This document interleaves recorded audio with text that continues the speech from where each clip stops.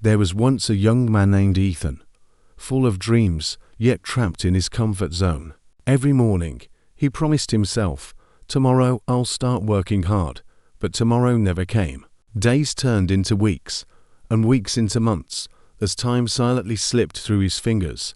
One evening, as the golden sunset painted the sky, Ethan met an old man sitting under a tree. The old man asked softly, "Do you know what the most valuable thing in the world is?" Ethan smiled lazily. "Money." The old man shook his head and whispered, "It's time, once gone. It never returns." That night, Ethan couldn't sleep. For the first time, he saw flashes of wasted hours, lost opportunities, and broken promises. The ticking clock echoed louder than ever before. From that day on, Ethan made a vow, never to waste another second, because those who value time value life itself. There once lived a young man named Ethan, in a peaceful little town surrounded by mountains and rivers. He was bright, intelligent, and full of dreams, but his biggest weakness was that he never took his time seriously. Every morning, he would wake up late, stretch his arms, and whisper to himself, "I'll start tomorrow." Tomorrow, the most dangerous word he ever learned. He always believed there would be more time, more chances, more tomorrows. He spent his days lying on his bed, scrolling endlessly through his phone, watching others chase their goals, while he drowned in comfort. His friends were moving forward, finding jobs, learning skills, building their lives. But Ethan kept telling himself, "I'll get serious soon." His mother would often remind him gently, "Son, time doesn't wait for anyone." And every time, he would smile lazily and say, "Don't worry, Mom, I still have plenty of it." But time had already begun slipping away, silently, like sand between his fingers. One morning, an opportunity came knocking. Ethan received a message from a company he had applied 2 months ago. It was an interview call, the kind of opportunity that could change his life. But instead of preparing, he decided to rest a little more. "I'll wake up early tomorrow," he promised. That night, he stayed awake, watching videos and chatting with friends. The next morning, when he finally opened his eyes, the sun was already high in the sky. He had missed the interview. His chance was gone. He felt regret, but only for a moment. Within hours, he convinced himself it wasn't meant to be. And once again, he slipped back into his lazy rhythm. Days turned into weeks, weeks into months. His world stayed still, while everyone else's kept moving forward.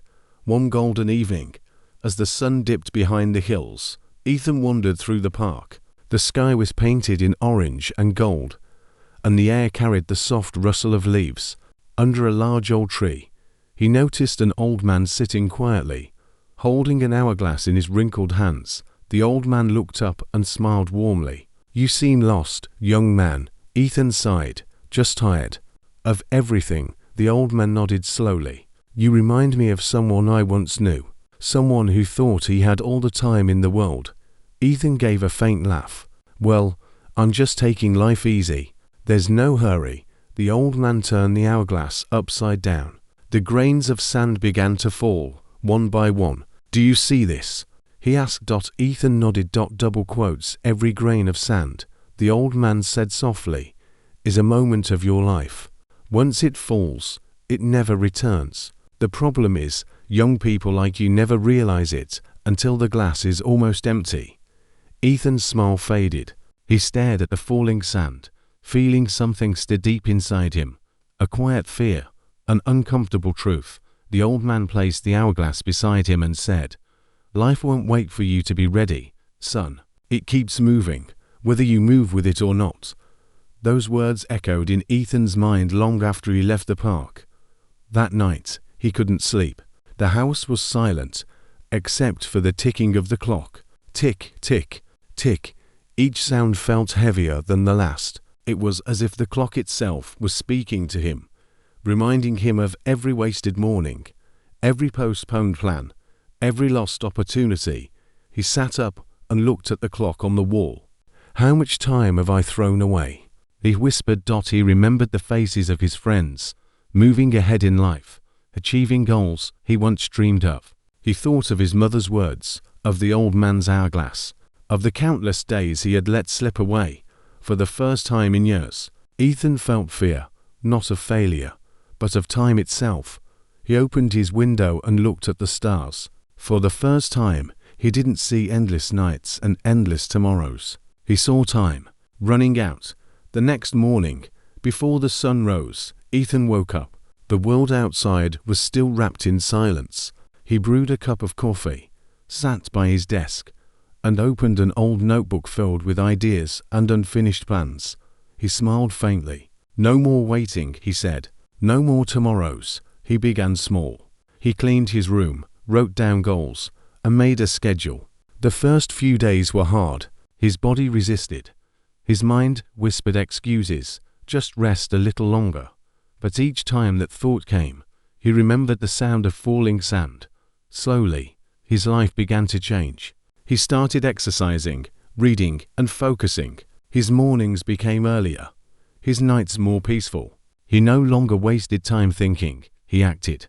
Weeks passed. His energy grew, his focus sharpened, and a new fire awakened inside him. Months later, Ethan stood in front of the mirror, dressed in a crisp shirt, ready for an interview. Not the one he missed, but a better one. His reflection looked different, not because he had changed on the outside, but because he had finally learned how to value time. When he got the job, he didn't celebrate by resting. He celebrated by working harder. Years later, Ethan returned to that same park.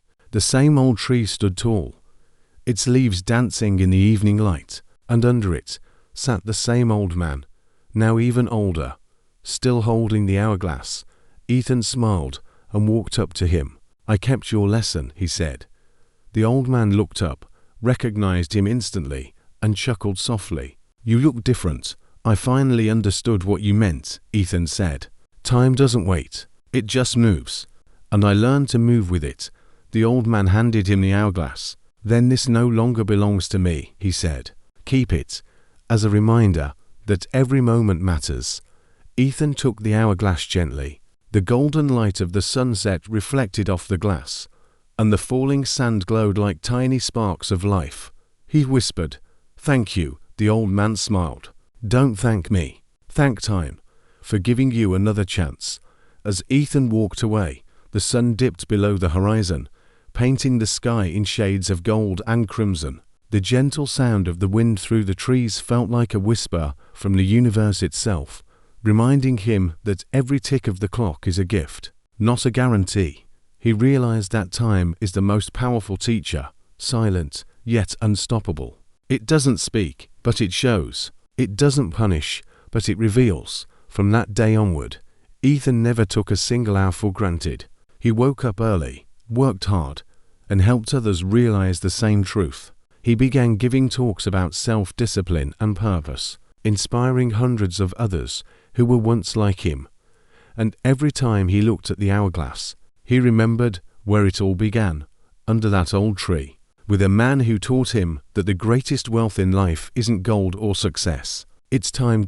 Because when you value time, you value life itself. The ticking clock never stops. The sand never flows backward.